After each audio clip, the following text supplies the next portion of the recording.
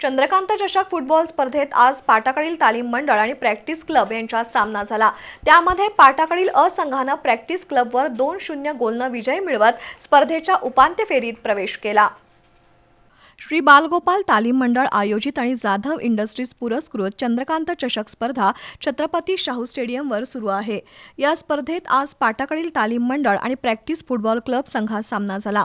सामन्याच्या सुरुवातीपासून पाटाकडील संघाच्या खेळाडूंनी आक्रमक चढाई करत गोलसाठी प्रयत्न केले।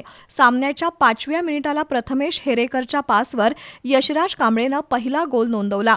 या गोलची परतफेड करण्यासाठी प्रॅक्टिस क्लबकडून सुजित एस, सूरज जाधव, साहिल डाकवे, आकाश बावकर, अजिंक्य नलवडे, सचिन गायकवाड यांनी आक्रमक चढाया केल्या, पण त्या फोल ठरल्या। सामन्याच्या 40व्या मिनिटाला अमीन कजीरनं गोल नोंदवत संघाला 2-0 अशी आघाडी मिळवून दिली। उत्तरार्धात गोलच्या परतफेडीसाठी प्रॅक्टिस क्लबकडून प्रयत्न झाले।